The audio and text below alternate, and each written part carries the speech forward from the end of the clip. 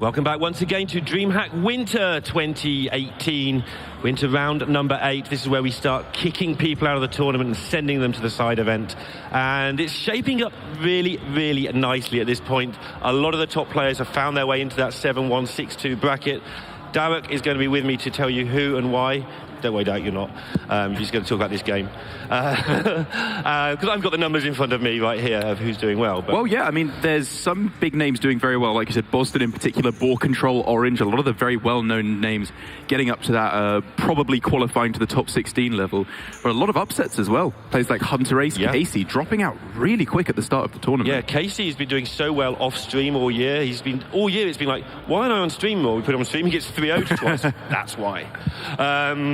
But no, seriously, we've got Ball Control, Orange, Tyler. They're all in that sort of top 16 region now.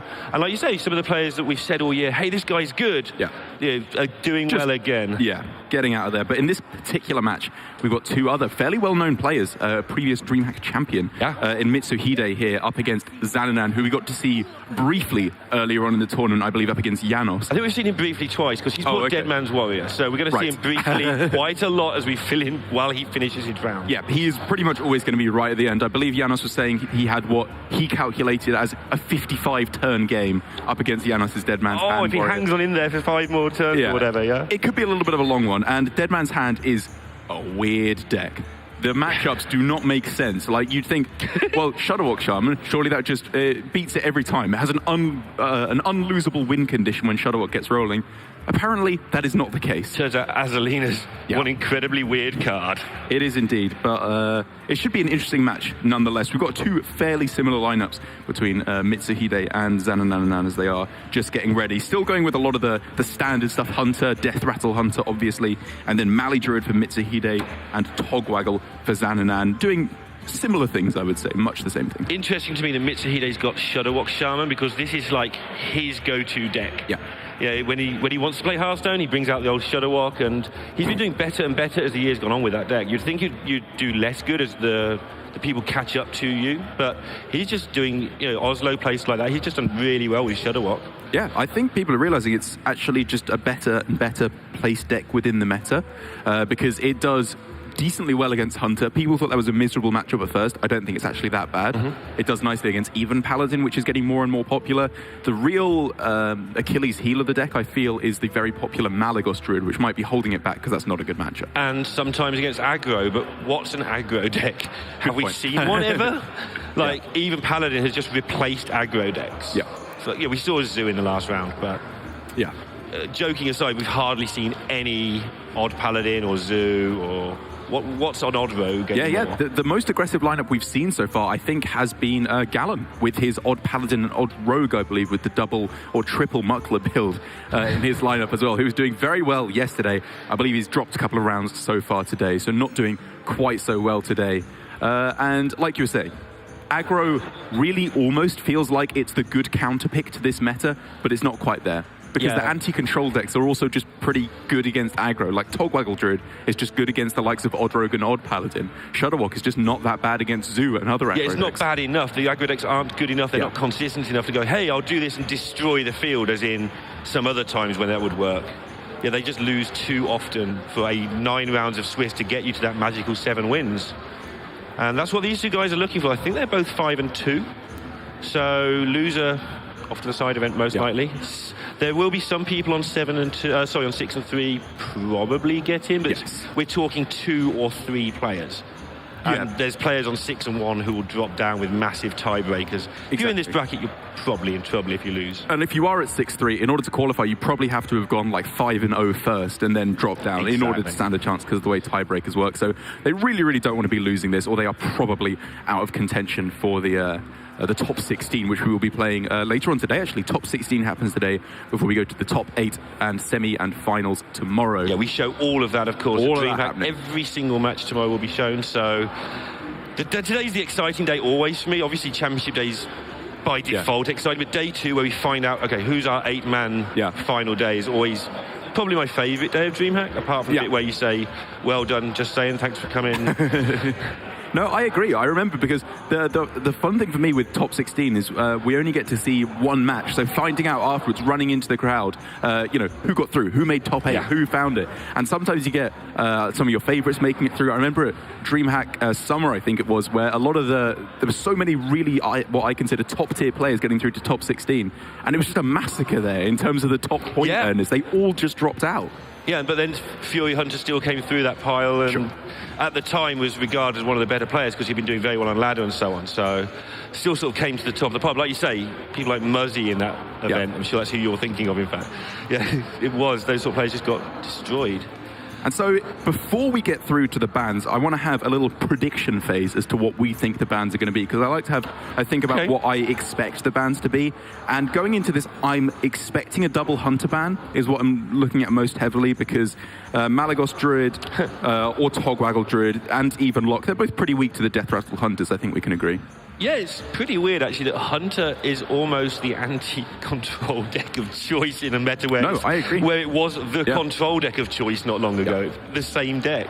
Well, because if you remember when Quest Rogue was the tier 1 deck before Giggling Inventor was nerfed, the line that most people were going for was Death Rattle Hunter does a similar thing versus control. It's still really good against the control decks like Quest Rogue is, but it's not quite so bad against aggro. It's favourable against the Tempo Mage that was popular around back then.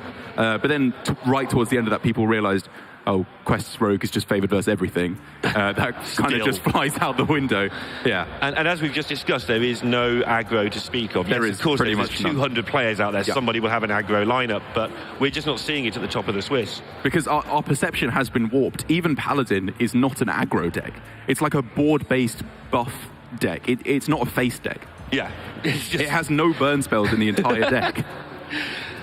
And so you have a quick look through who else is up there, just so we've hinted at things, but I'm just going to read it straight off the screen because that way it's easier.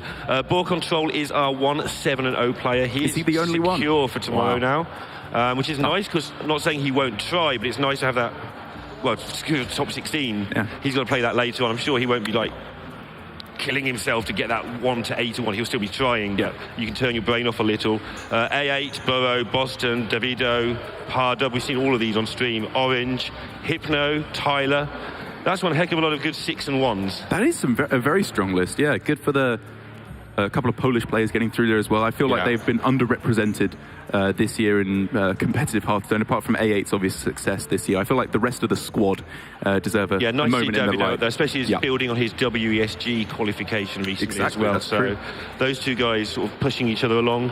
On 5 and 2, just going to pick out some select names. Ademian, Faley, Dead Draw, someone we don't see much of, but sort of known as the new Meaty, the ladder god we didn't know existed in the UK. Also qualified for WESG. Yeah, another one. Toast Monster getting it done on 5 and 2. I'm not just picking out the British names on purpose, but Toast Monster's sort of rise through the year has been really interesting to watch. Was that a bread joke? No. Oh. I wasn't sure. What, the rising bread? You don't need to make them, though. Zirios, Mitsuhide, as we're going to see in a moment. Zananananan, as we're going to see. Maeve Donovan's on 5 and 2. Bennen, whose names always get wrong, 5 and 2. Vins. Penadani, last time's finalist from DreamHack Summer. That is right. 5 and 2. There's so much left in these last 2 rounds. Gruffy's down to 4 and 3 now, so he's probably missed. Right.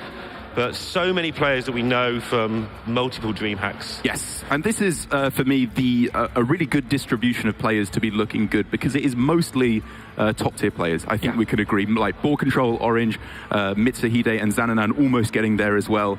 But there's also some slightly less well-known players who I think definitely deserve a spot. Like when we were watching Maeve Donovan play, I really liked the way she was playing very aggressively throughout all her matches. And I think players who show panache in their playstyle deserve a moment in the spotlight. Yeah, she's become more and more comfortable as DreamHack. I think I first saw her playing in Valencia last year, one of the early ones last year. She's played a lot of DreamHacks now, and finally she's getting comfortable with sort of sitting in the spotlight, as you put it. And so while we were talking about what we predict the bans might be, I do want to take a moment to say what I hope the ban will be. Right, Dead Man's Which Hand. is, I kind of hope the Dead Man's Hand Warrior will be banned away, which I honestly think is not that ridiculous of a ban, because I personally have not played modern Dead Man's Hand Warrior since Cold Light Oracle rotated out. I was playing it back then when it was a little bit more powerful, it was a bit more of a standard ladder deck. I mean, it wasn't tier 1, but it was fun and it was fairly powerful. I do not know the matchups very well now. I'm only going on what players have been whispering. I have a theory on players who bring Dead Man's Hand to tournaments. They always do well, or seem to, because they're the only person who's ever played it. They haven't conceded on turn 1. Yeah. Like, let's go to a tournament, Derek. Okay. Shall we practice some Dead Man's Hand before we go? No. No. You could practice for 20 hours and you would have practiced 2 games. Yeah, exactly, and you'd have lost 1. So, yeah, the only people who've practiced Dead Man's Hand are people who bring Dead Man's Hand. So I always feel they've got a significant advantage in knowing those matchups. I agree, but also for Mitsuhide, after I imagine his Hunter is banned, is what I would expect Zananananan to go with. Malagos Druid, Dead Man's Hand makes a lot of armor. Those bring it ons can be very scary indeed. Shudderwock Shaman, we hear that's not a good matchup because of the Azalina nonsense that can occur throughout the game. And even Paladin, it's weak to any deck with lots of removal, which the Dead Man's Hand Warrior has. I think that's probably even worse for even Paladin than normal Odd Warrior. At least Odd Warrior doesn't have much spot removal. You build one big thing, you hit them, you hope it goes or what it gets through. Dead Man's actually has real Hearthstone cards in the deck. It doesn't just rely on pressing a button that helps. It does. It actually kills things. But then it gets interesting because Dead Man's Hand Warrior, I absolutely agree, it would be fantastic against the aggro decks that don't scale well into the late game. Like Odd Rogue, where it has 1 or 2 big pushes. If you get over that hump, you've won the game. Yep. Pretty much, outside of Myra's nonsense that can maybe occur. But even Paladin, if you space out your threats, it scales really nicely into the late game. You've got a lot of big threats that you can go with later on in the game. So that could get a little bit more interesting if the Dead Man's Hand Warrior does end up being left up. Because I really see it for Mitsuhide, where he really wants to ban both the Hunter and the Dead Man's Hand Warrior. And then you've still got to face Togwaku as well. So that's not great either. There's a lot going on here for Zananananan, and it's good to see him doing well. We've seen him do pretty well many times. Just another of those players that we see around and hope does well, which is a shame because at some point they always get knocked out because there's like 12 of them. Yeah. They can't all win. Although they've had a good joke. People we've said they can't all win this season, most of them have at some point been getting there. Yeah, now with, what is it, saying guaranteed exactly 200 points, I think, for 3-star Master as well. And like you said, I want Zananananan to do well. Both of these players, obviously, of previous DreamHack fame for slightly different reasons. Mitsuhide for winning DreamHack. Zananananan for the video ever. Where they remixed him saying his own name, which is a classic. And didn't tell the casters. Anyway, we've got the bans in. Let's have a look if the Hunter projections are happening or if they are not. And if they are, how's it going to go down? Oh, wow. Okay. You got your dream. Wow.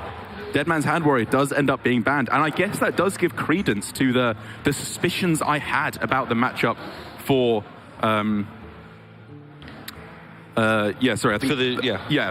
slight error in my notes or graphical error with the Rogue versus Shudderwock Shaman. Yeah, there we go. Yeah. But the Dead Man's Hand Warrior, I think, just probably would do really good against every one of Mitsuhide's decks, even more so than the Death Rattle Hunter.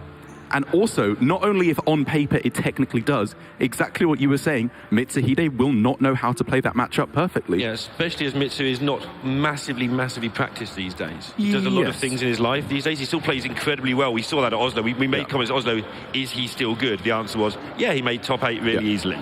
Let's have a, what do you think? Who's going to win? Ooh, it's going to be a close one.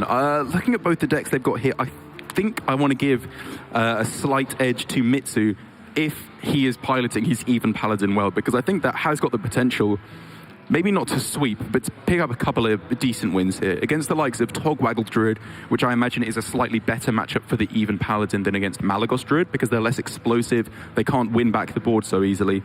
And against the even Warlock, I really like the even Paladin, because you just play Blessing of Kings and they lose. I don't care what you think. I want to know what these people think at home. So let's have a look what you guys think here at home. You can have a chance to vote for yourselves.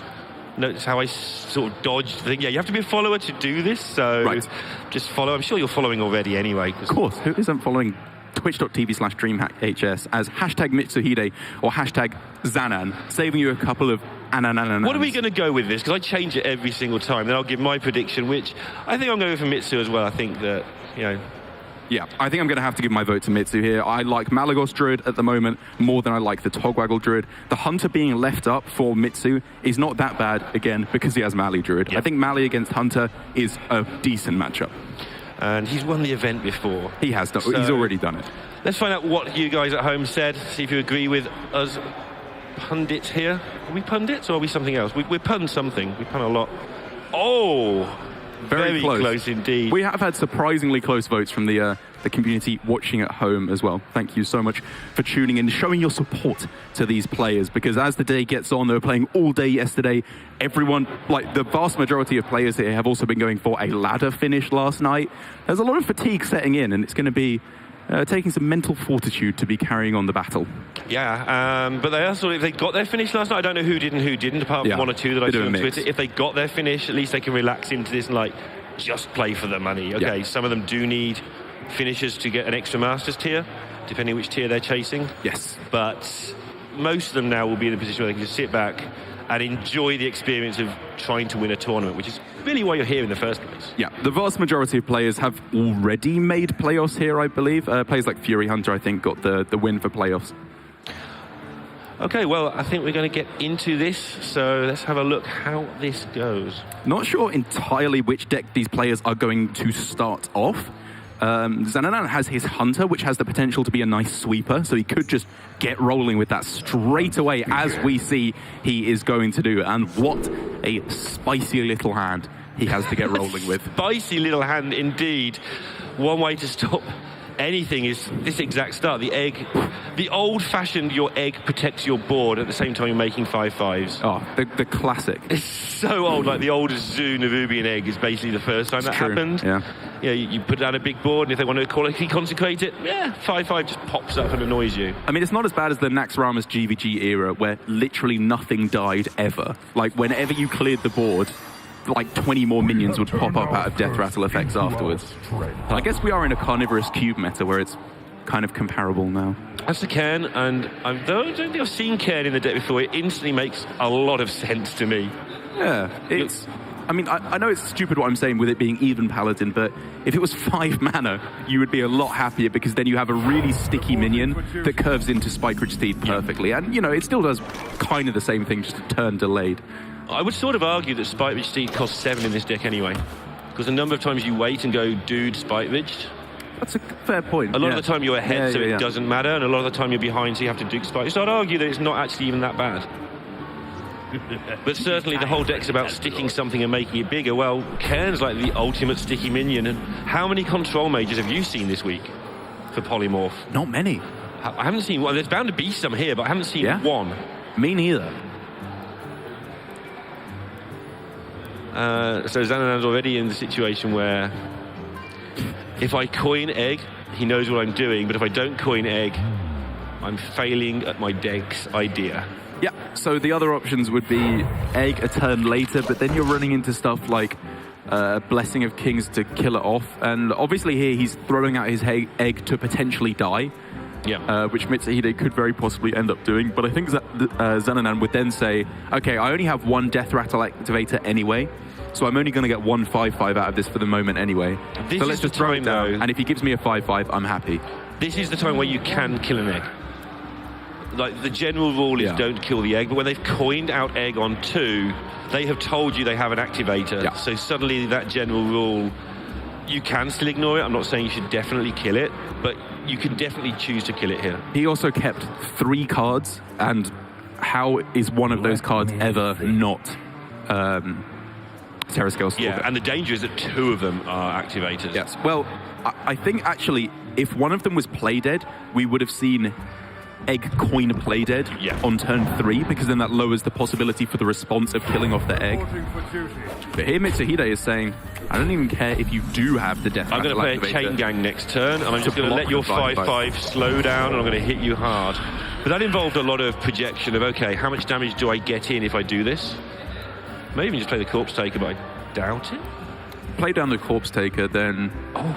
Either way, you get punished by Flanking Strike fairly strongly, I think. Hydrologist isn't that tempting, but it's definitely worth considering that option too for, just put down a decent secret they're all pretty good in this match.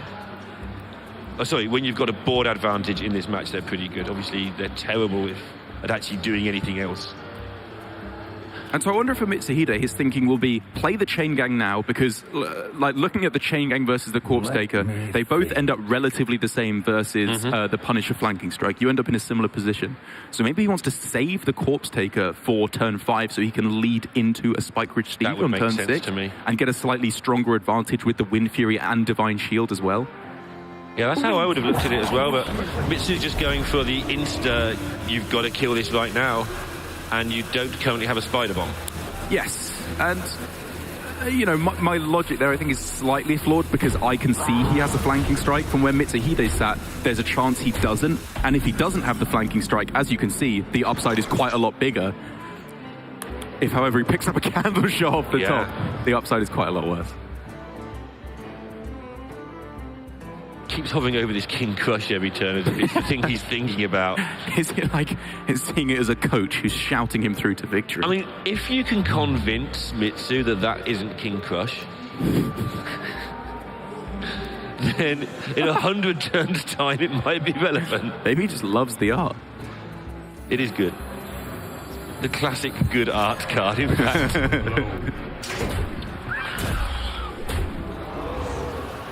Playing nice and steady, keeping the flanking strike for a rainy day. Because something you pointed out yesterday, if the Paladin loses the board, it can sneak back, but it can't get back quickly. Yeah, it doesn't do what Odd Paladin does, which is Corridor Creeper, hero power 2/1 drops, and you just have an insanely big board in like, one turn. Here's a dude and a Spike Ridge Steed. Yeah, that's all right, but it's not the board. Guy plus hero power. Because like, Odd Paladin and Even Paladin are so different. Odd Paladin is like a crazy wide flood deck. Even Paladin is just a curved deck where every other turn you just get a free 1/1. Yeah, I mean, Even Paladin was originally built very differently as a control deck, basically. And people realised, oh, well, we can make this kind of aggressive. Yeah. In a format where nothing is very aggressive, kind of aggressive is king. Yeah. Or, I'm sure that's the phrase, right? Sure. This King Crush. This is what people do when you ban their dead man's warrior. It's like, I'm going to just put this King Crush in your face the entire game. Because you've upset me. What could be going through his mind while he is hovering over King Crush every 3 seconds? Dinosaur. That's all I got. It's like being John Malkovich, but being Zananananan.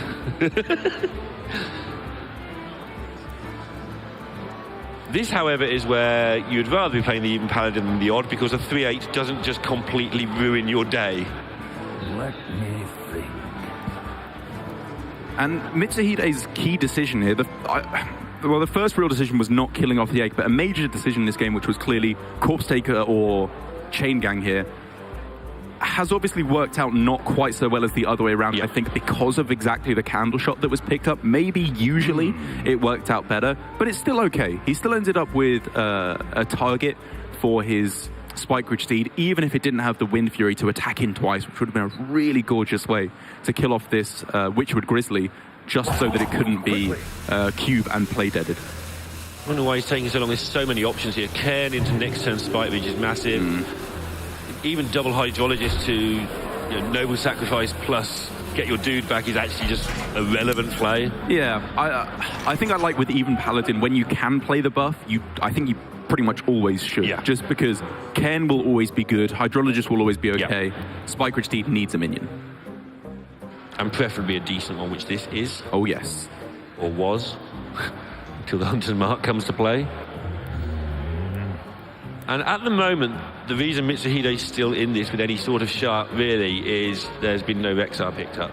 I mean, I would argue Mitsuhide's in a pretty good spot. What does Zananan's hand do? Obviously, one good draw, like Katharina, obviously, that's my point, Zananan's winning. If you look at the hands and say they have to play this out, he doesn't win, but the rest of his deck is full of Katrinas and Rexars and ooh. Whereas the biggest power spike that Mitsuhide could hit is Tarim, maybe Lich King, something like that. Yeah, it's not quite so strong as Katharina, because I mean nothing is as strong as Katharina pretty much. Yeah, that's a fair way of putting it. I think it's quite fair. Yeah. And he's not dying anytime soon, Zananananan, either, so he's going to get more than... When I keep on about Good point. the rest of his deck is strong, it's not like he's got a top deck next turn. Yeah, he's got plenty of time to be finding those good draws.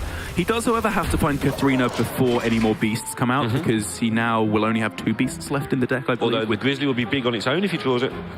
Good point. Yeah, good point. Decent minion, but yeah, you're right. If you want Katharina to actually be a decent card, you've got to draw it soon. That is what I always forget with recruit effects of any kind, is like, it's still a minion that they put in Hearthstone. You can just play it. Yeah, recruit is just the icing on the cake. The way to cheese it out, exactly. Or like when you draw Wind Fury Harpy with the Corpse Taker, like, yeah, it's bad. It's actually fine. It's a card. You can just play it. That card with a vengeance, but when I play the deck, it's like, this card is fine. Yeah, I just killed them with my Wind Fury Harpy. It doesn't happen often, but when it does, what do those victories What feel you good. often find with it is you play it on 6, and it's a 4/5, and it's a bad minion, but it's so terrifying because you could have a buff in hand. Yes. That they end up spending their 6 or 7 mana awkwardly to kill it. Like if they polymorph it, what's the rest of their turn? Yeah. There isn't anything. Exactly. So it matches their turn, and it comes back to you, and you can play a real Hearthstone card. Yeah, well, if they polymorphed it, it's the same as any other 6-drop that you could have played. Yeah, exactly.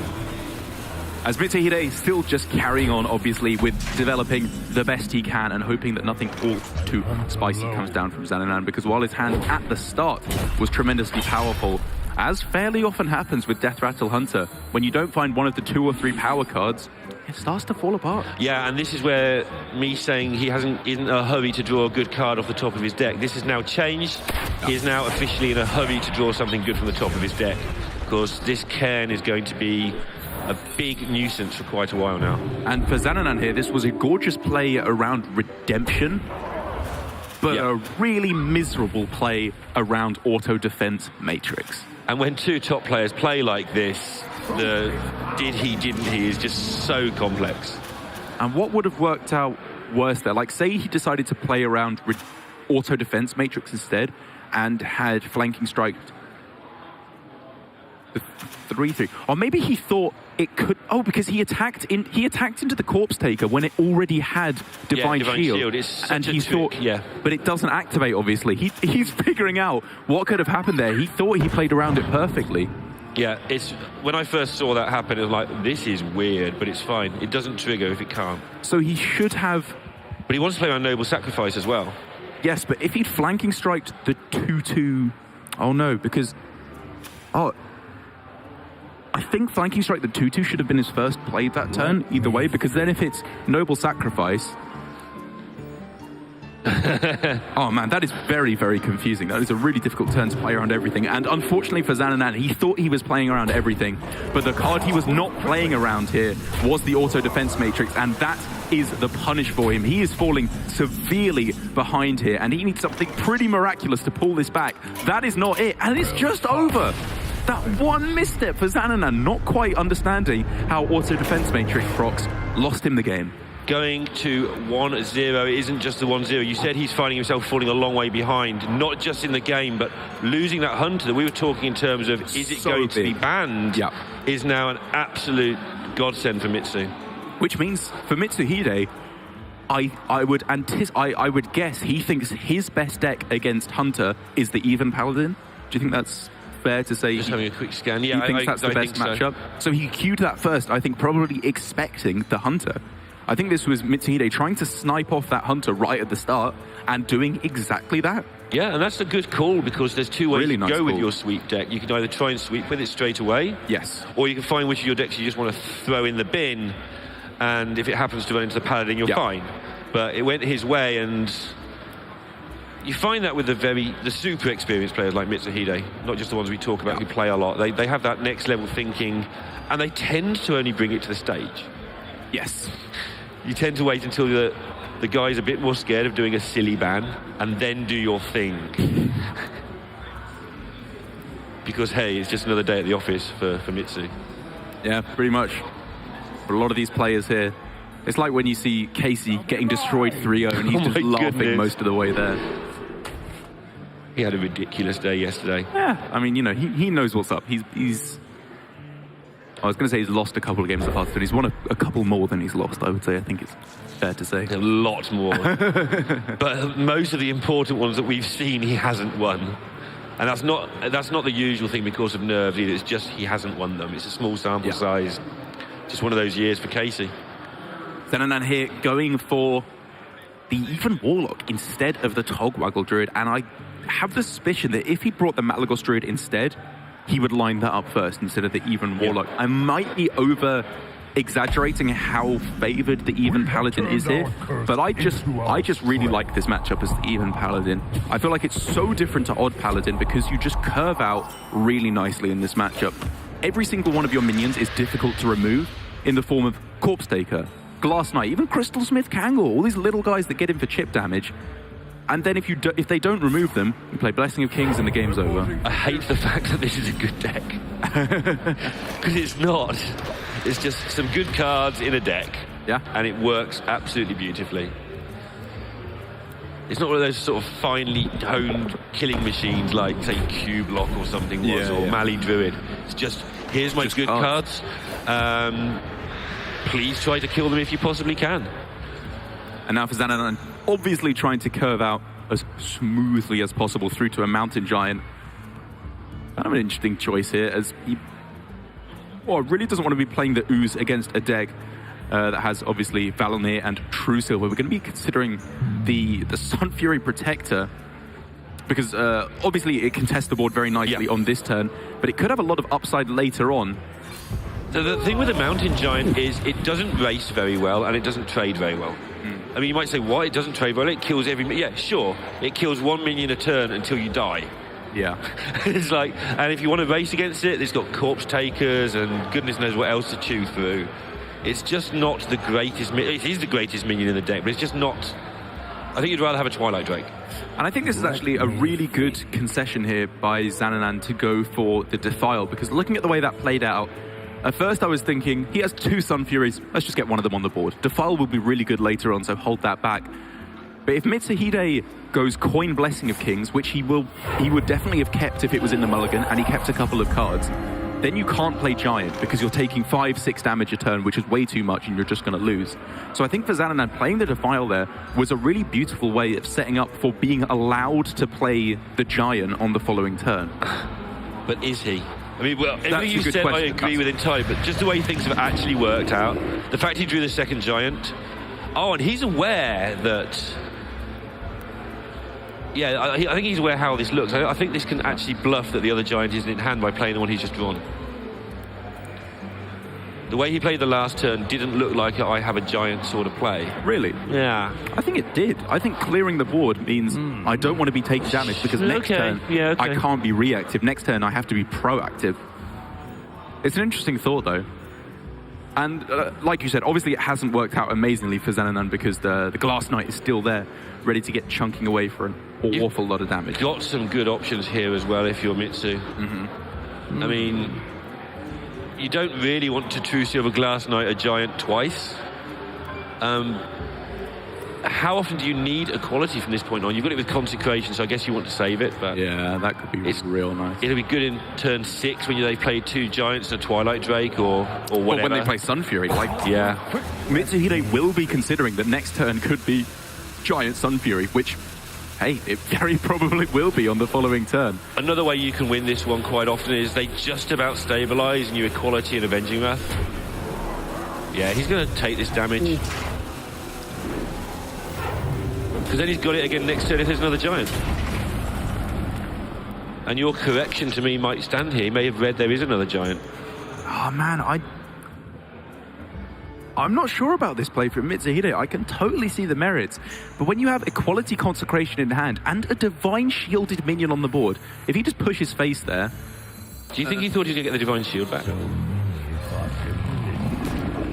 You know what, to be honest, I wasn't even considering that with the Glass Knight. In my mind, that's just a 4-mana 4-3 with Divine Shield. I'm wondering if he just forgot the ordering of True Silver. I know he's a top player and all that. Oh, no, he was at full health. He wasn't thinking he'd get it back. Because he's going to take 8, then gain 2, and it would heal him. I thought you meant he would be considering to get it back on this turn. No, I was wondering if he thought perhaps the ordering was wrong. I don't think he thought that. Yeah, sorry. I thought you meant he would be considering to get it back on this turn. Look, I know how I play. I thought I'd get a Divine Shield back.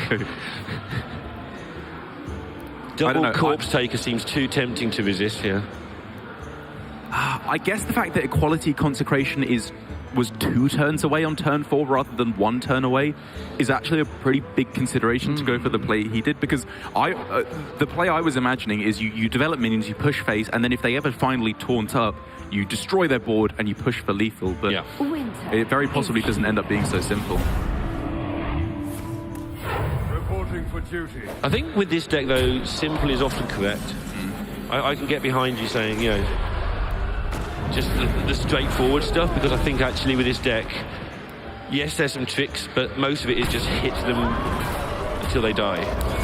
And this is just working out very poorly indeed for Mitsuhide. He has that reset button in the form of a quality consecration, but he develops absolutamente nada in the meanwhile. Yeah, against somebody who, whatever you just said, has a lot of cards. Yes. And they're probably minions because the deck is full of them. The old tell of when somebody thinks they're in front on camera. Takes a sip. Every time, man. Every time. Someone stabilizes, sip of water. There's just something funny about someone sipping water, and I cannot tell you what it is. When you work it out, let me know, because I'm let you intrigued now. I don't know. It's just like, you remember when there were all those memes about Mark Zuckerberg like drinking water, and it was just fun. Yeah. Good meme. I defer to your meminess quite often.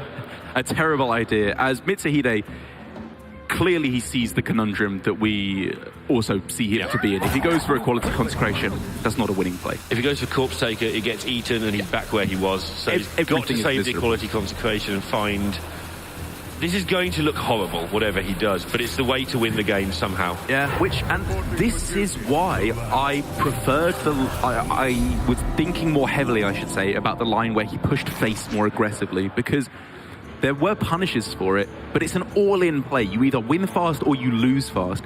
Whereas I think when you are playing a deck that doesn't draw any cards, even Warlock is playing out these big threats turn after turn after turn, you might just be admitting to lose later on instead. Yeah, you really hate the lack of card draw in this, don't you? You and Cora. Yeah, I mean, well, I say it's a weakness of the deck, but It definitely is. We saw that with the Naturalizers of Boston earlier. I think you can play around it effectively if you play like aggressively in matchups like this. And, you know, Mitsuhide didn't have the cards to do that. If he had a Blessing of Kings, amazing. He'd be so far ahead in this game. But it's been an interesting few plays, to say the least. Wonder if next turn, assuming Zananananan plays a minion, if a quality and not consecration, trade your board and play a Corpse Taker is a thing that Mitsu can do. Again, assuming Zananananan plays a minion and it's roughly the same as it is now.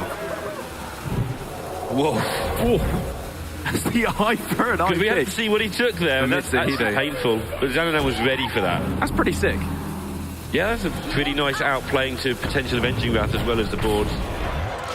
As now for Mitsuhide, this has worked out quite a lot better, because a quality consecration now pushes 4 damage to face.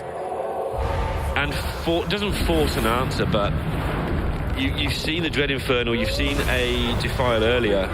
This has turned things around for Mitsuhide pretty beautifully. I think a lot of players last turn would have just slammed a quality consecration. I would have lost this game a couple of turns ago because I wouldn't have been able to find any route to maybe get into it. As I think Zananananan looks to be going for Hellfire Spellstone. But do you want to Spellstone first and actually gain some health? Oh, you kill the 1/1, you're fine. Yes, you do it this way. Spellstone 1/1. You're fine. You wouldn't get any lifesteal if you Spellstone Divine. And by fine, I mean absolutely terrified. Very scary. And now Zananananan has that empty board, and it's his turn. He has initiative. I thought it would be impossible for him to gain initiative again in this game, but he's done it. And Zananananan wasn't for lack of putting pressure down. I think he's put down just the right amount of pressure to force that equality consecration. Yeah. If needed, he had to put something down. But look at his hand. He has kept back reload. But he's just going to die if he's not careful. Because, again, Zananannan's undoing has been secrets. That turn, he did not know how to play around that secret. He was, what if it's eye for an eye? What if it's auto defense matrix again? And that messes me up when I go for a trade. There's still things here, though. Zananananan can play Twilight Drake and Swamp Ooze and buff them. Yeah. And Zananananan is still totally in this game. But he would love to get this Homunculus down here ready for getting it back again next turn. Tarim is so sick, though. He needs there to be a next turn. Maybe you Spellbreaker Swampus and put them both up to get rid of that Divine Shield, so this thing can't hit you twice. Sorry, the Wind Fury and the Divine Shield. Yeah. So just turn it into a minion, so you're probably not going to die. But he's got to see what mess he's in. He doesn't know the hand. Twilight Drake's a more obvious card to play because it's just got a massive health total. Okay, this sets up for next turn. This is the turn Mitsu needs to get it done, or things could start reversing on him. So now for Mitsu, the amount of damage that's available, he's got 6 that can go face, I think, on this turn. Zananana's a bit quick to get on that concede button. He does not like what he's seeing, because, I mean, Mitsu has power plays on this turn. Yeah. Just Tarim on its own completely swings the board back in his favor. He needs far 10 ahead mana, now. and he hasn't got 10 mana, though.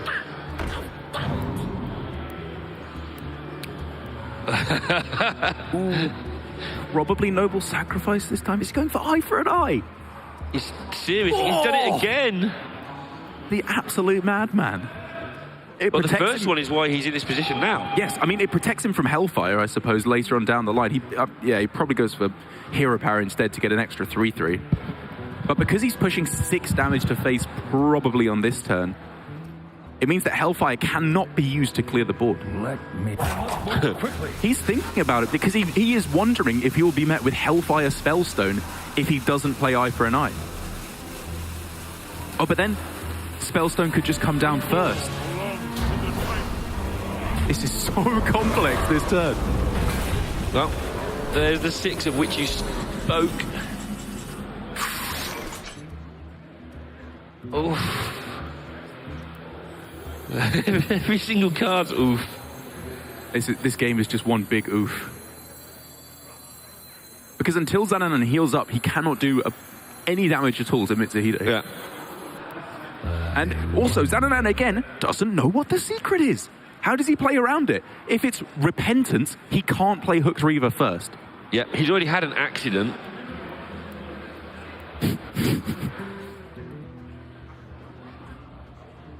How has Mitsu turned this on? Those middle turns where he could not win this game of Hearthstone, but by playing to win for small amounts of outs rather than playing not to lose is why he's in this position. I cannot believe that Mitsu has turned this game around so convincingly. I thought he was dead.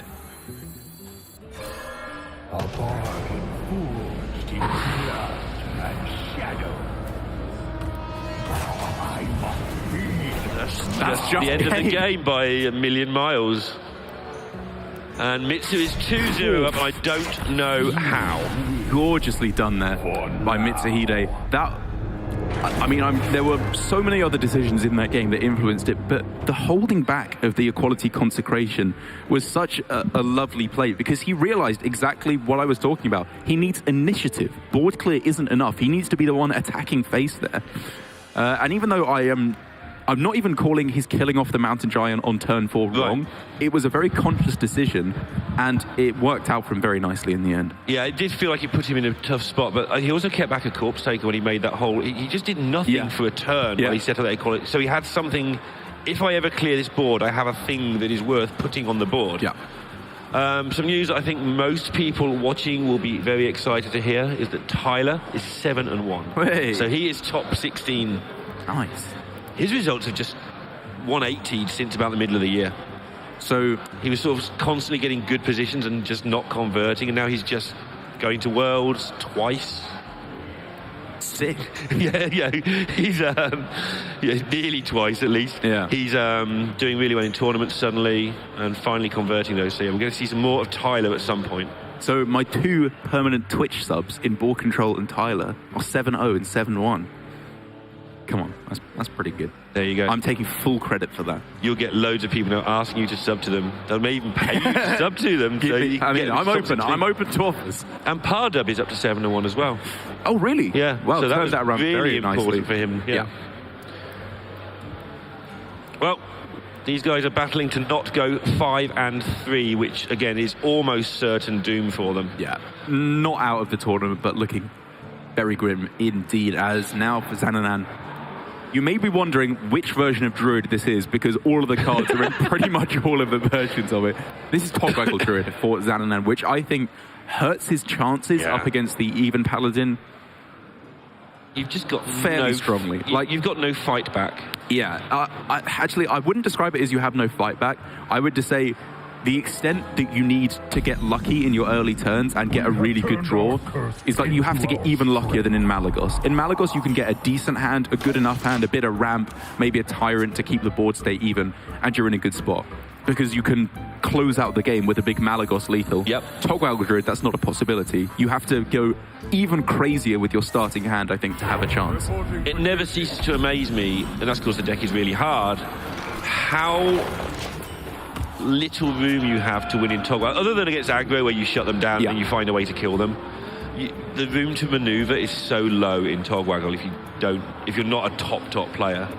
You can just have no alternative win condition sometimes, so you have to find a way to make your real win condition actually happen. Yeah, I kind of agree with you that a lot of players can't play the deck well enough to utilize multiple win conditions, but I think if you are playing at the absolute highest level, which I would argue Zananananan is a very strong Druid player in particular, Togwaggle in particular, he will be able to utilize the weird different win conditions. Like, for example, how in the Druid Mirror, very often you just ignore the Togwaggle and Azalina is your win condition because it gets you more value.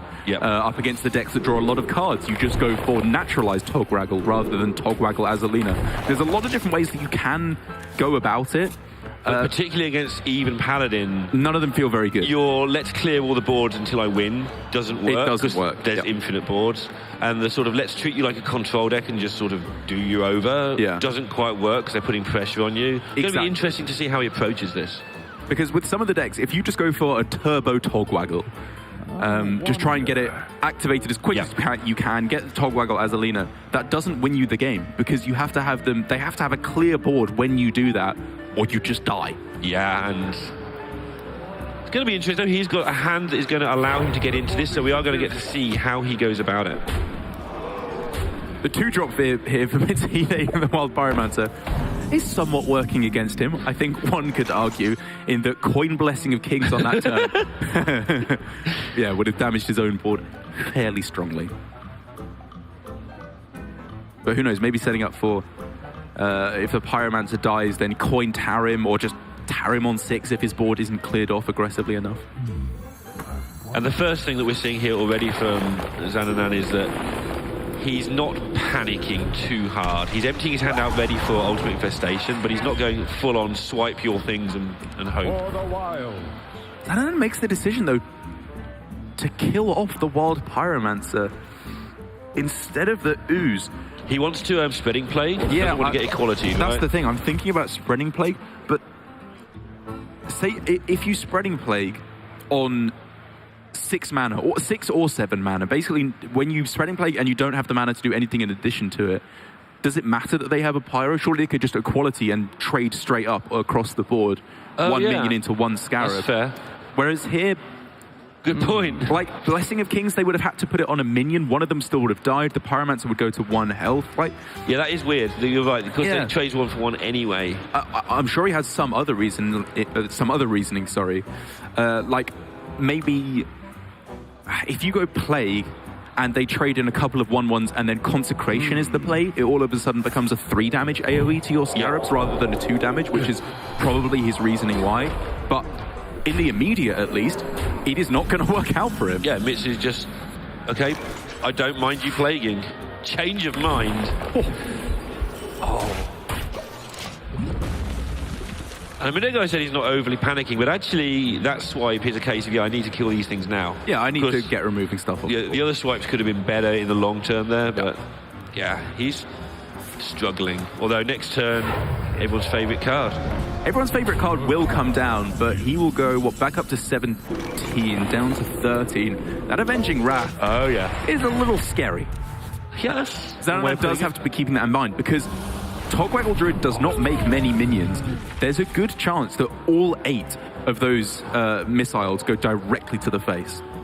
However, the amount of armor that is in Zanananan's hand right now is a lot in caster terms. Also a very good point. It's more than I have fingers, and that's just classified as a lot. Yeah, I always forget that Druid is Druid, you know? Yeah, you look like they're in danger. It's like, no, you've still got 297 health to get through. Yeah.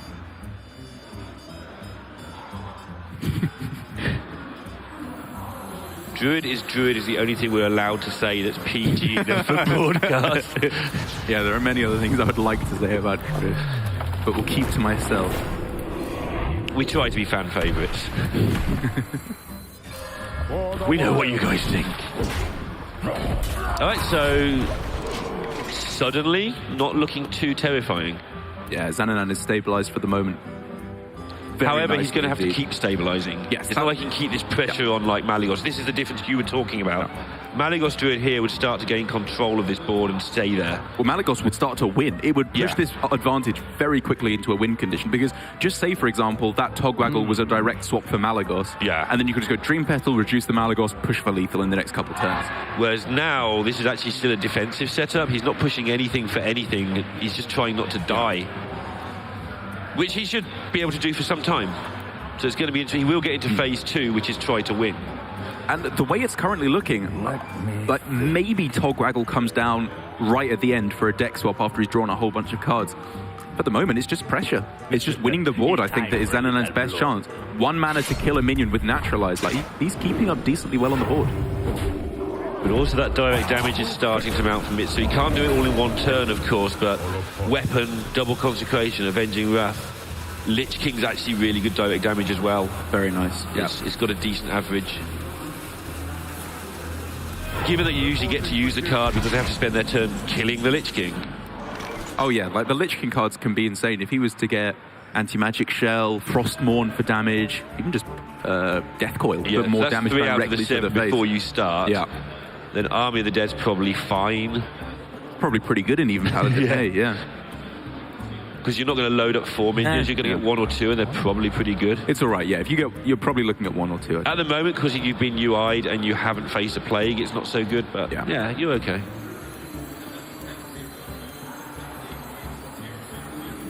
And all the time, Zanananan is just buying time, and he is getting through the deck. That is obviously the important part so far.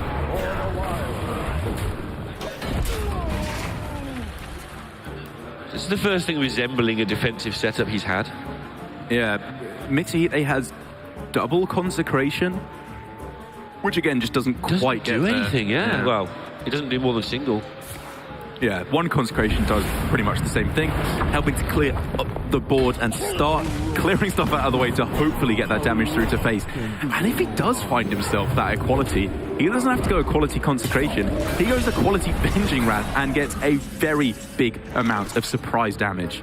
Swinging it around on that turn was very important as well, with the branching paths in Zananan's hand being kept there for a long time. A lot of people would have just armoured up with it some time ago, but he saw that maybe he can get it on a plague, not to win the game with damage, but to certainly put so much pressure on that Mitsu had to start trading and stuff. I agree for sure. And I think if he hadn't had the Dream Petal Florist and Togwaggle in hand, he might have gone for a line last turn where he plays Spreading Plague Branching Paths, but he wanted to get the Ironwood Golem out of his hand so that he could go for this play on this turn of guaranteeing the reduction of the cost of Togwaggle. So I think it was a nice little sequencing of 2 turns there for Zanananan. But this is now the last turn where he can afford to be what I would like to term as greedy, although it's absolutely fine. Yeah. Because now he starts walking into Consecration, Avenging Wrath, take a lot of damage territory. Yeah. So that's the last chance he had to be cute. He's got to start not dying again soon. Because he's 1 mana off dying on this turn. Because Mitsuhide, if he had 10 mana, could go Consecration, Avenging Wrath. Right. And just win That's the kind of where I'm going game. with that. It's like, this is the last chance you've got to... Which Zanananan will have realised. If it was a quality Avenging Wrath would be exact lethal, though.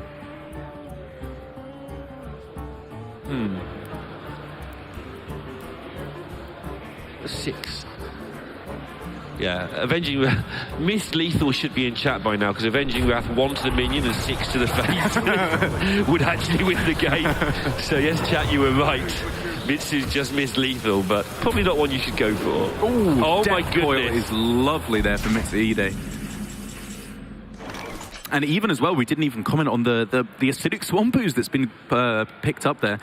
Obviously doesn't have to come down this turn with the twig being on 2 durability, but being able to come down next turn in combination with Death Coil and Avenging Wrath, or, well, I guess if you're going for Death Coil, Avenging Wrath, you're probably winning the game. But no matter what, it's a lot of damage. Yeah, and you're sitting pretty as Mitsu now because this Naturalize is going to help you so much, even if your hand isn't the good hand you have. Azalina, though, turned it into a pretty close race. And also, as well, from Mitsuhide, I absolutely love the decision to leave the Dream Petal alive. Against Togwaggle, often one reduction with Togwaggle is the same as two, or there's very little difference in between. Yeah, so that I really like how he played that branching path there, because that's put him out of range of realistic deaths here. Allowed him to use a Naturalize late, also allowed him to get the armor when needed, but he had so many options for so many turns because of it. Yeah, I was just trying to count up lethal with like Consecration. I've had a go at that one while you were talking a minute ago. It is close. It's getting there. But it's getting close to losing as well. Not losing, but getting close to being comboed. So he's got to make sure the board is kept. That's such a big distinction. It's getting close to being comboed, not being close to losing. Because Mitsuhide has a hand that could win the game. He doesn't need anything from his deck. Yep. Obviously, the double reduction from Zanananan is pretty huge now, actually. While I was saying usually it doesn't matter, and I think the 4 damage to face was the right way to go. 1 mana Togwaggle, 0 mana Azalina means he has a lot of mana left over to play Mitsuhide's cards. Exactly. Turn 1, Bosh. Well, Good luck. That's a 1 mana 5/5 is what you've just played. I also would play that.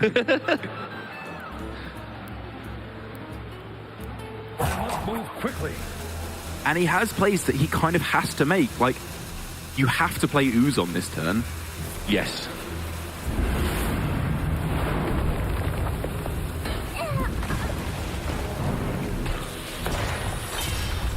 Okay. Reporting for duty. And he's just keeping that damage coming through to face, praying that the mana won't be there for Zanananan. From Mitsuhide's perspective, maybe there was a double reduction on Azalina, and it's just the same as normal. Yeah. Instead of a 1 mana combo, it would be the regular 8 mana combo. And with the weapon going, this is where the game gets messy. Yeah. Because Zanananan could now go trade, Spreading Plague, Togwaggle, like, use as much Ferocious stuff Howl. as you can. Like, you can just play so much stuff on this turn. Or, okay, just go for this first. As long as he's calculated that he thinks he never dies here. Because he just wants to give Mitsuhide nothing from his deck to be able to kill him with at all. Yeah, Mitsu's face says, I know what's happening here. Oh my goodness, wait, he's doing the combo as well on the same turn. He's got the Innovate. Time waits for no one. But he's thinking about the Naturalize, I think. Like, not now, but he doesn't want to use. He doesn't want to lose this hand, exactly. This hand's probably better than what he would get. Yes. But does he want to take fatigue? Oh. Yeah, I think I like this. I think I like holding back. I tell you why I like it most, analysing it. Yeah. If that rope is there, you're not dead next turn. Yeah. Just buy yourself another minute to work it out. But is he not dead next turn? How much damage comes through here? This is...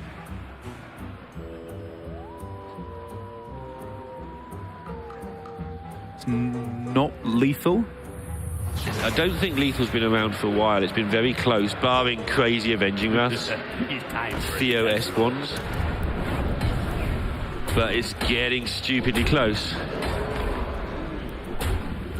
So close here. Yeah, closer than I expected, actually. I knew it was sort of close-ish. But now this turnaround... Zananan's play now to not go for the combo last turn means he can go Malfurion. He can get a Naturalize in there as well. Yeah, and the Naturalize, I think, was the thing that swung it at the end there. And now bad things start to happen to Mitsu. This game is so close. You can even go Innovate Hero Power first. After, yeah, it doesn't make any difference. See what you get. This is insane. Mitsuhide doesn't have the mana to swap back and go for a YOLO Avenging Wrath, because even though Zanananan will take 2 damage off the fatigue.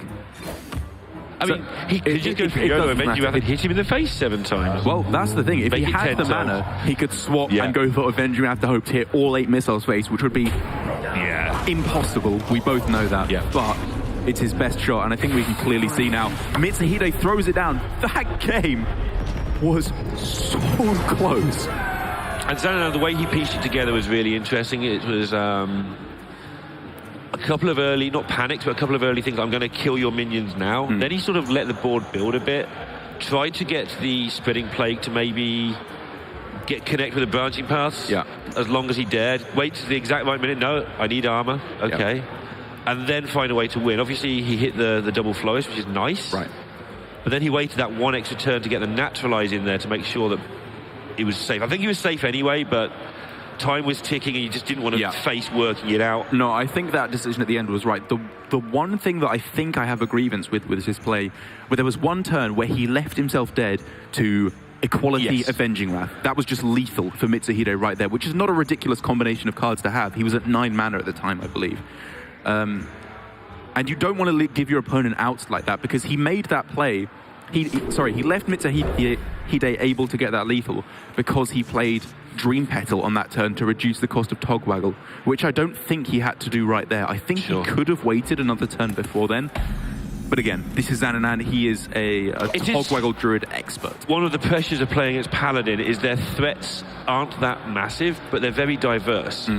Do I play against the weapon? Do I play against the Avenging Wrath? Do I play against the Blessing of Kings? Do I play against the Spite Ridged? All this stuff gets in your head, and you can mess up. You can mess up a secret, as we've seen.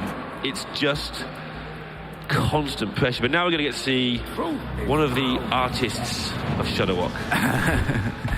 Yeah, this is a strange old matchup. I'm just going to watch what happens, I think. Yeah, man. This is not like this is not like Malagos Druid, where the Malagos Druid is firmly in the lead. It's a pretty linear matchup.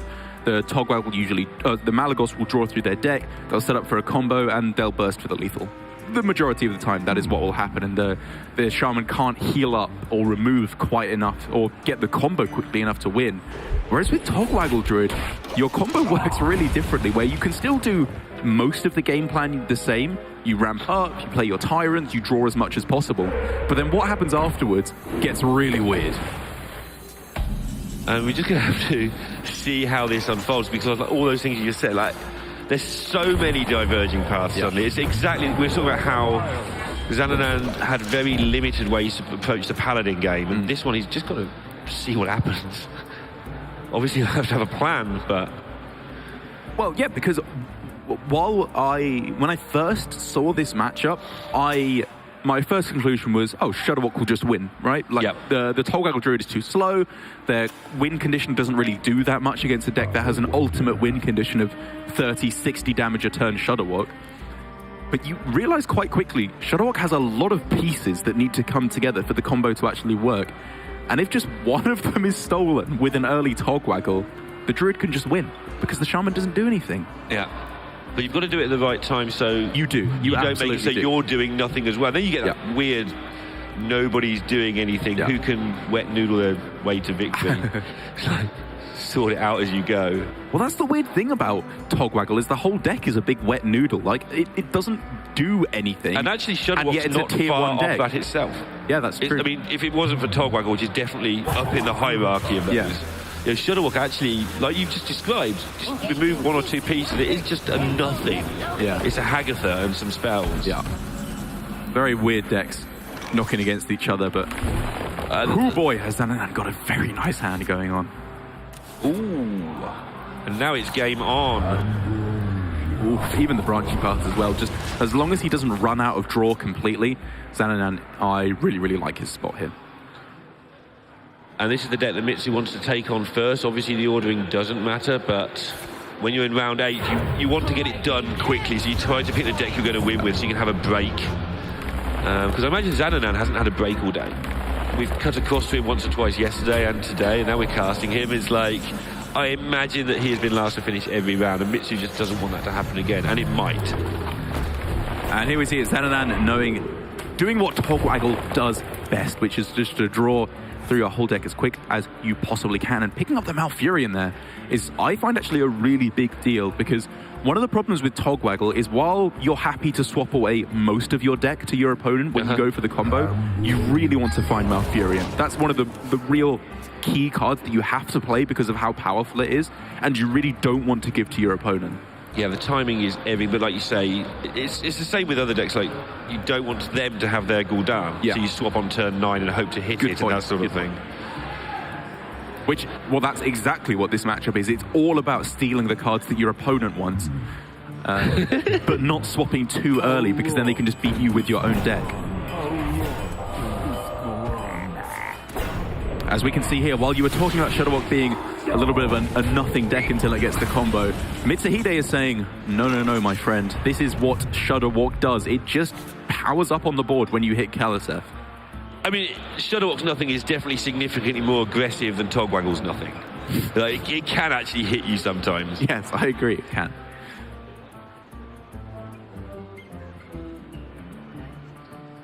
And Zananananan now has to make a decision every single turn. Not a hard decision this turn because he's so far behind on board, but every single turn he has to look, when do I has Lina? When do I has Lina? Worth pointing out as well that Mitsuhide, despite having played a Manatide that I think drew 2 cards, Electra into Farsight, he's got a very small hand size, which is a good thing. That's something to be praised for, because it leaves him less vulnerable to the play of naturalized Togwaggle, or even just one naturalized plus Togwaggle, which obviously then doesn't leave space in hand for the King's Ransom to be thrown in there as well. Yeah. And Mitsuhide still has draw, he's still got the Farsight, could get himself another Acolyte to go with the Volcano, something like that later on. He's done a good job here of drawing cards while dumping his hand very aggressively as well. But the time will come when he can't dump them, such is the nature of the deck. Yeah. So he's not there yet, but these Volcanoes are a big clutter he wouldn't really want to have. Haggard blows up his own board perfectly. You really want to save the ooze? Yeah. Or perhaps you don't save the ooze.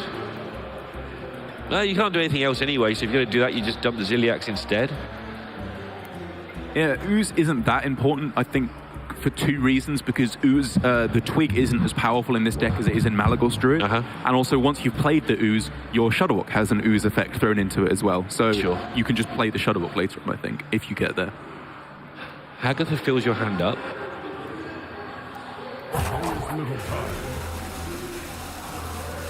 Yeah, this is a weird choice for Mitsuhide, because none of his cards really do much of anything, but picking up Zola there. Okay, I'm just going to have all this good stuff. That's so nice, and I love the decision here for Mitsuhide to not hold back the Zola.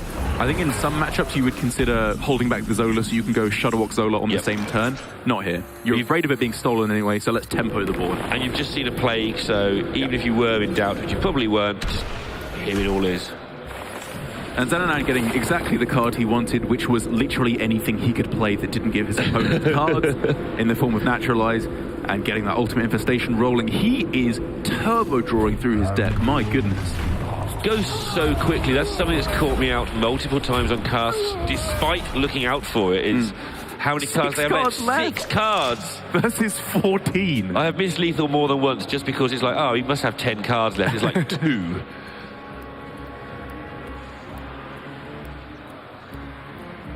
Oh, Spreading Plague. How you stodge up boards. And again, Mitsu's hand is not conducive to anything he's trying to do right now.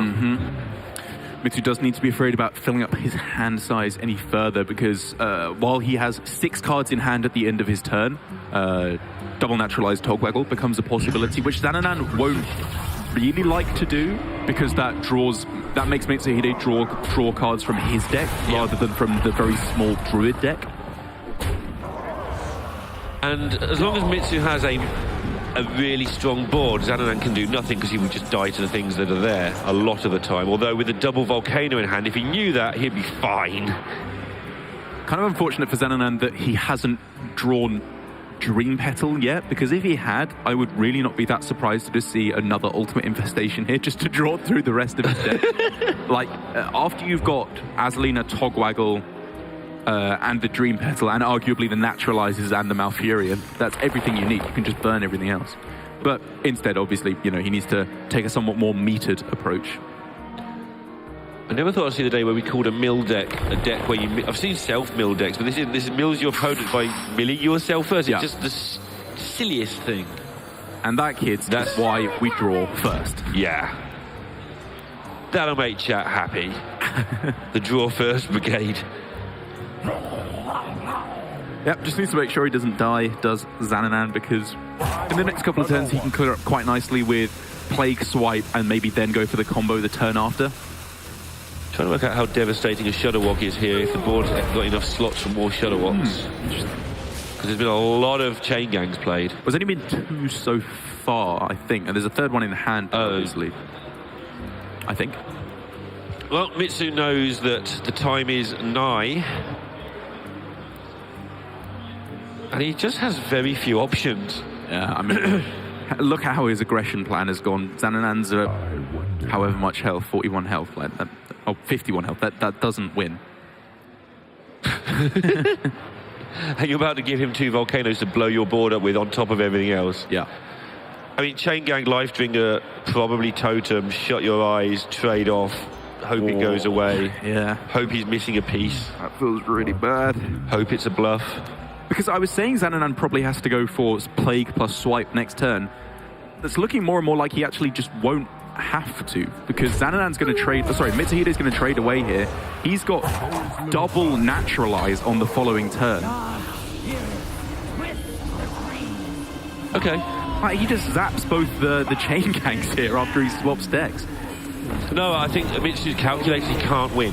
So he's going for some crazy cards that help him win. Turn these into legendaries, and they're all King Crush. Yeah. That's why he's done it. It's because he knew he couldn't win by natural means. Yeah. So he's just going for just the world's biggest luck box Life Drinker play.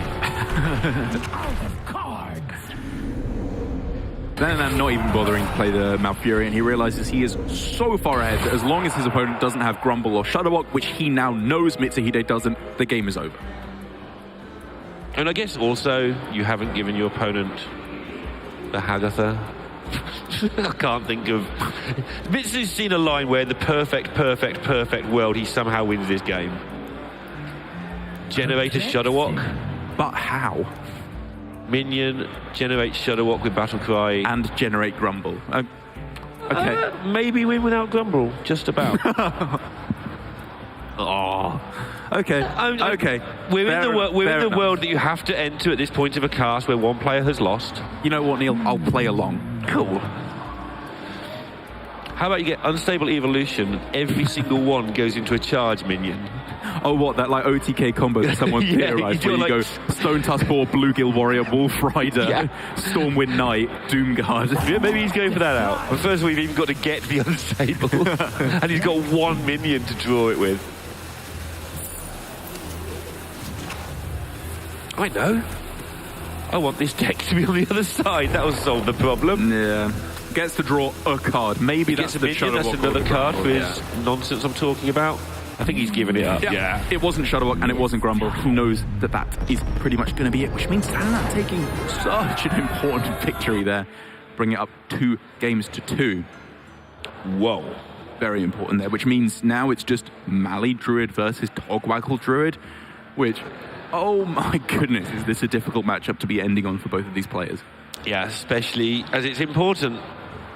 I think Togwaggle Druid players think they're favoured. I don't know how to word that anymore. From the best players in the world, like Hunter Ace, Purple, Noblord, I hear wildly differing opinions, everyone I ask. And you mean wildly different. People like Purple are like, you don't lose this game. That's always the thing. No matter what side you're on, it's always, you never lose. If you play right, you never lose. And I know some of them are correct. I am certain that a lot of the stuff I am going to say in this cast will not be correct. Yep. Because this is probably one of the most complicated matchups that we have in Hearthstone. I think it's the hardest sort of common matchup. Yes, that's a good way of the one that you still can't learn it if you play it a million times because there's so many intricacies, and if you mess one turn up, it's just ferociously bad.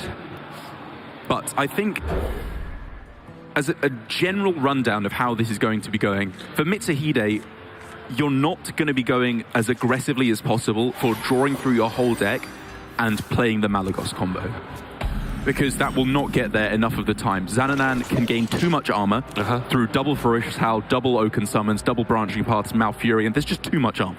You can't really OTK them consistently. And so the the Malagos Druid, I think, wants to stay even on card draw is the idea. If you can, you don't draw more cards than them, you don't draw less cards than them, you stay the same, so that when the Togwaggle Druid gets through to their end game, they can't... the decks are the same size, so they can't really swap.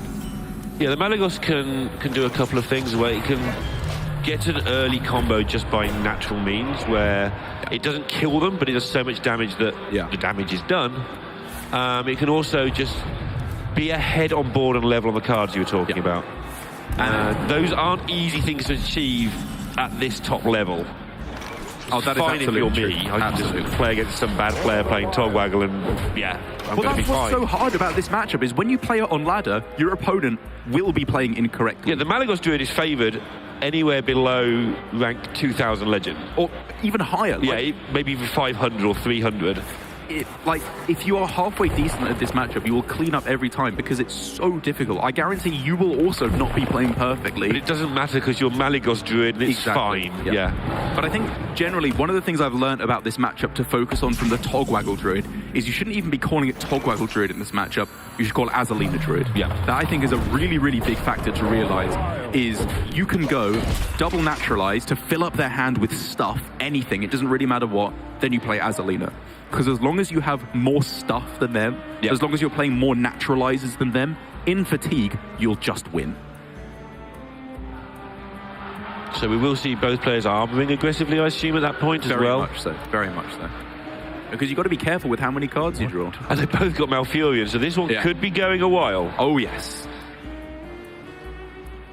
I mean, here we see branching paths for draw for Mitsuhide. Like, again, there's so much stuff to be considering. Mitsuhide clearly wants to get the draw rolling rather than the armor. It's less important to gain armor for the Malagos than it is for the Togwaggle Druid. Yeah, and if you're going to have a lot of cards in hand, now's the time to have a lot of cards in hand. Yeah. So get them and play them rather than get stuck with in hand, maybe. So here, Malfurion, pretty much an insta-play whenever you can. Getting that armor rolling is oh so important. For the wild. Instantly goes for the swipe, even before he sees what Mitsu selected there, because he knows what he's selecting. I mean, these Ironwood Golems are putting in some pretty serious work. Again, we're talking about how much armor the players have. These are going to make sure they're at 0 for quite a while for Mitsu.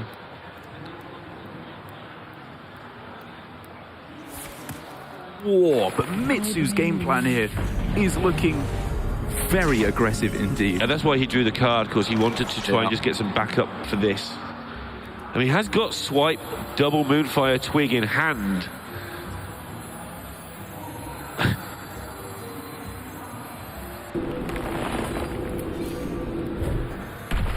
And this Naturalize is very two-edged. Yeah, it's not working out well. And Zananananan, I think, is okay with playing out the Naturalize there. The main thing is that Mitsuhide needs to dump his own Naturalizes before Zananananan can Azalina them into his own hand. Because if the Togwaggle Druid plays Azalina and copies the Malagos Druid's Naturalizes, that's when they basically never lose in fatigue. How terrifying is this Flourish, though?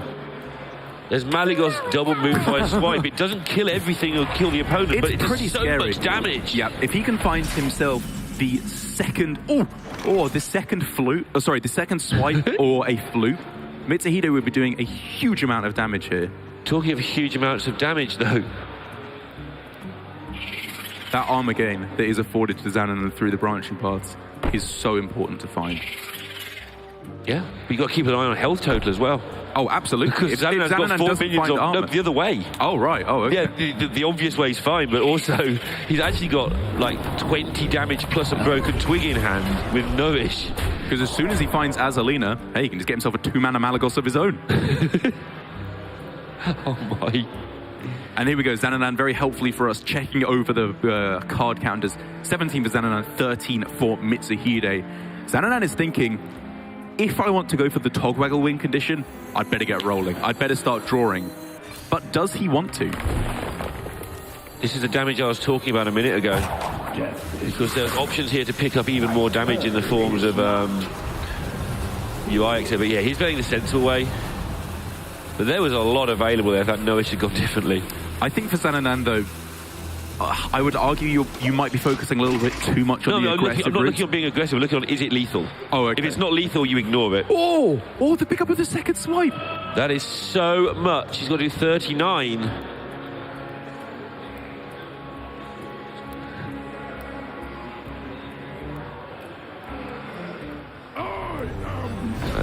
So 30?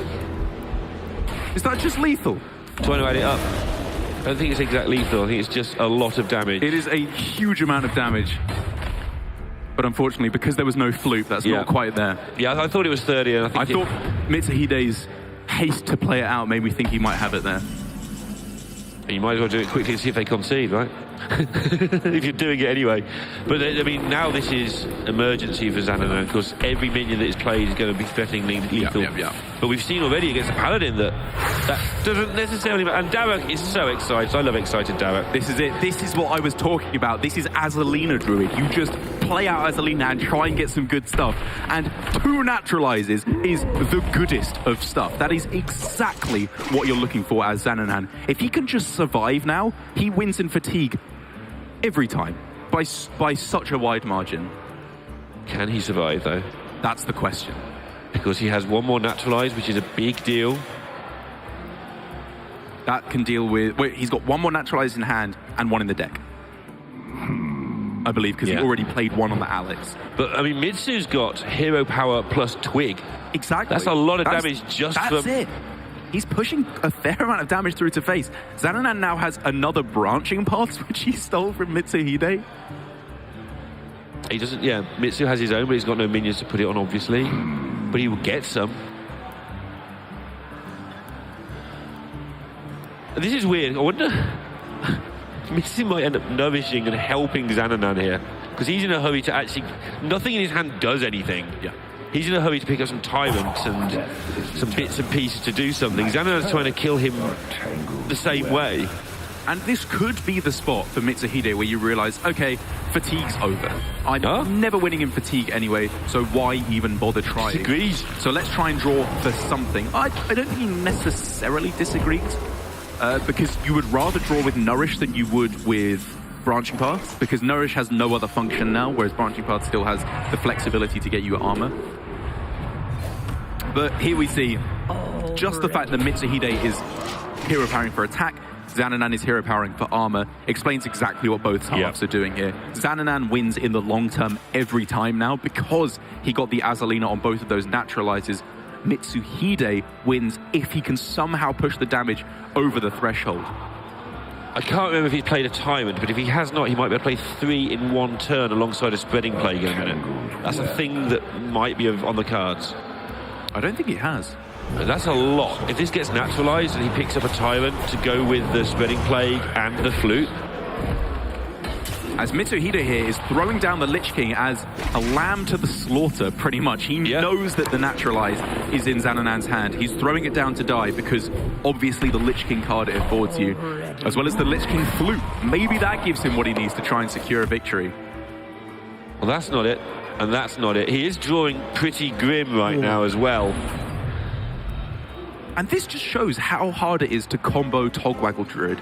On like turn 10, maybe even turn 9, Mitsuhide had Malagos Swipe, Moonfire, Moonfire. Yep. That kills everything. It does. I think that's the exactly 30 damage combo. Yeah, that's the exactly 30 damage combo. And it just was not able to get there. He's done 8, he's on 22. Like, it was close, but close isn't good enough.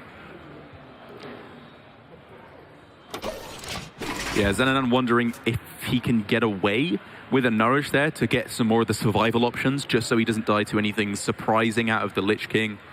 But Mitsu has drawn absolute tosh in the last few turns.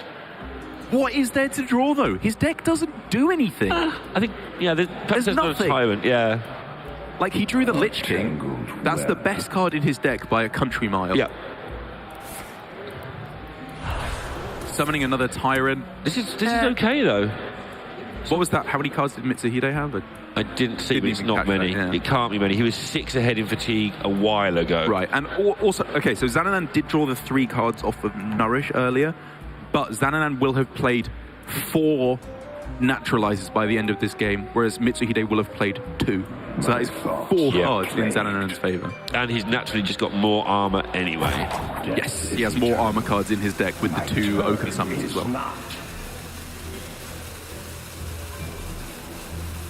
Yeah, Mitsu's got to find a board that sticks. And actually a board is hard to remove right now, but it doesn't matter. That's why Zananan wants to draw with the Nourish, because he's thinking, oh, maybe some kind of board control that can be generated from Mitsuhide. Maybe he gets an anti-magic shell. Maybe he gets a Frostmourne. Gets one. Or the Death and Decay. 3 more damage. Yeah, that's something. Not enough. It's like the 5th best card, but a little bit over-excitable there. And this is the thing. This is why this matchup is so interesting, and some would argue so good for the Togwaggle Druid, is the Malagos Druid, after the threats come down, does nothing.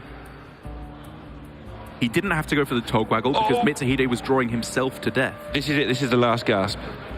I feel just go for it. Plague, Double Tyrant. Yeah.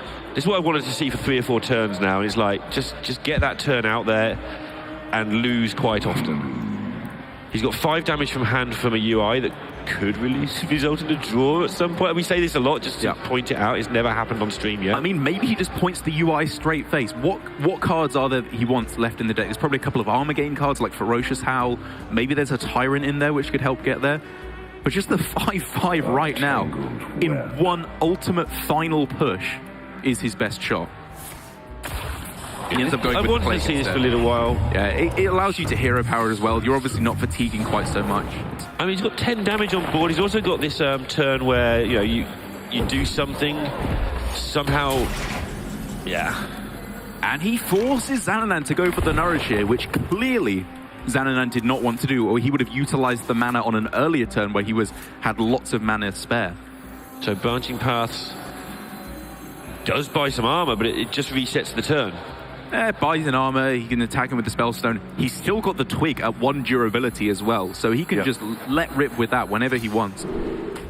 But I've been thinking about this for both players. They've both got the Twig at 1, but both have got not very much to do with 10 mana.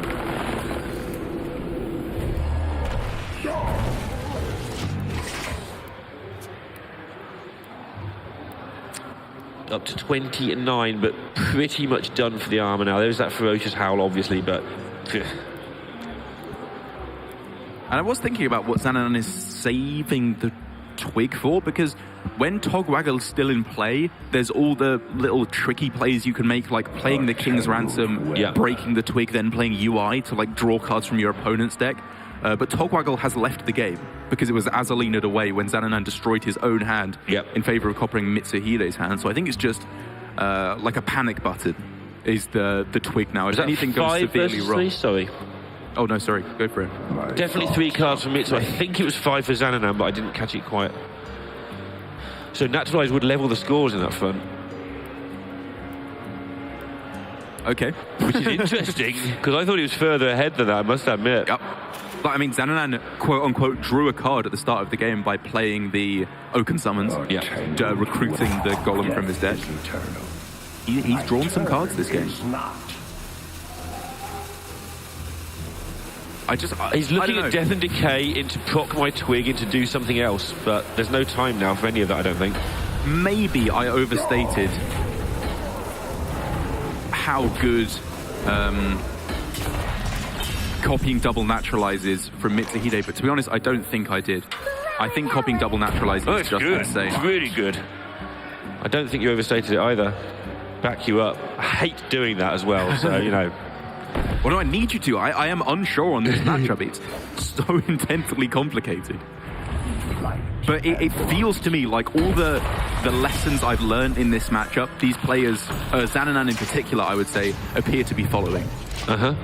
Zananan didn't go for the Togwaggle combo. He went for the Azalina. That's the important bit. He got the naturalizes. He saved them for important minions. I'm sighing there, because I catch Mitsu's hand size every time, and I haven't seen Zananan once.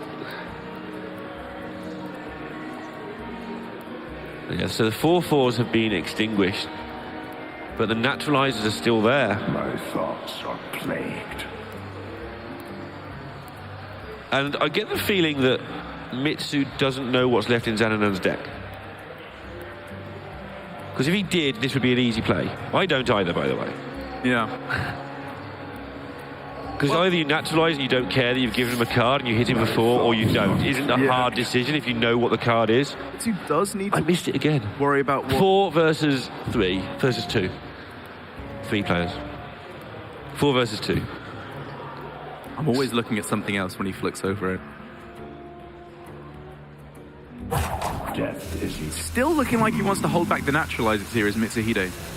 Oh, of course, Mitsuhide doesn't know what was discarded when the Azalina was played. Yeah. Sorry, so yeah, that is the element of randomness that he is afraid of. So maybe he's thinking the Togwaggle is still an aspect that he has to be prepared for? Like, And it's getting to the point where both players might have a chance to bail out for a draw. This could end up as a draw. It actually is a realistic on-the-table situation now. yes. It's not very likely, but both players are going to have that bailout option if it gets really close. But like, what I often find is in these these Druid super late games, it's like it's one minion that makes all the difference. One player will be left with a 1/5 Scarab, whereas the other has nothing. But Mitsu's going to need to be able to naturalise something, and he didn't naturalise last time because of what you've just said. Is he? You know, we've been caster visioning on a bit, and so because Mitsu is reluctant to use the naturalizers for now, it means I think there's a respectable chance that he has to end up just going spreading plague naturalize on his own guy, just to destroy, just to burn some of Zananan's cards. I'm trying to work out if he's using Innovate, because I see a situation where he plays UI and then naturalises his own doofus. I mean, it's not ridiculous just to try and get the draw. Okay. As there we go, out of cards finally is Mitsuhide. And Zananan here knows if no other minion is played for the rest of the game, he's winning. Yeah. Because nothing will be able to be naturalized. So he will not be playing any minions if possible, which means Mitsuhide, I think if he plays any minions, will have to go minion naturalized. Yeah, he could literally go Spreading Plague, Tyrant, naturalize if he knew what Zananan's hand was. Yes. And he would be fine with that.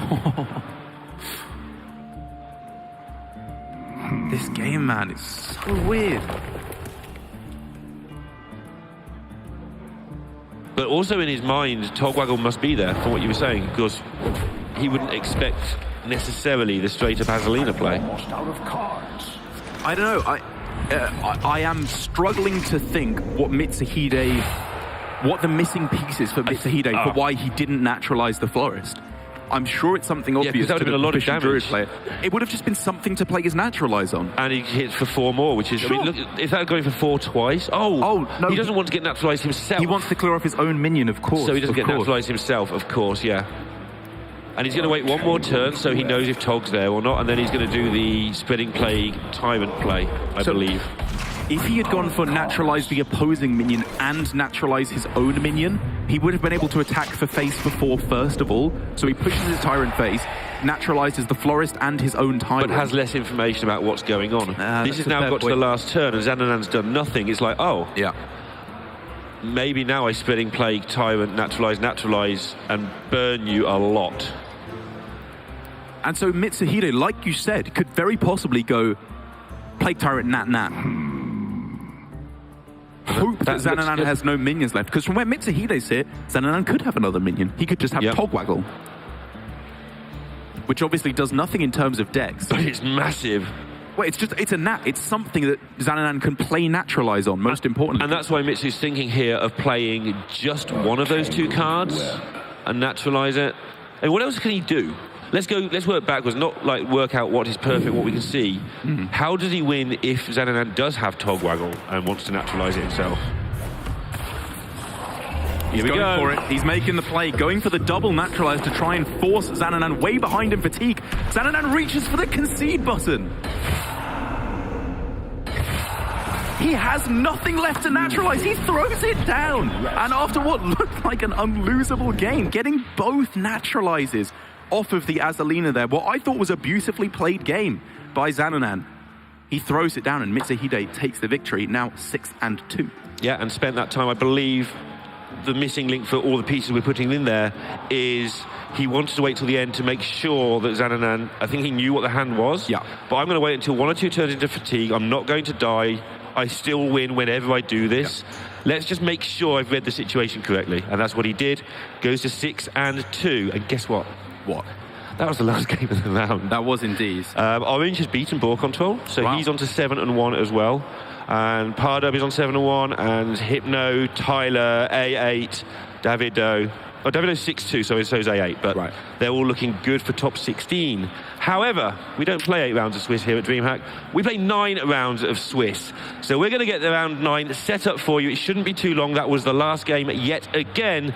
And we will see you in a few minutes for the final round and start cutting to that top 16.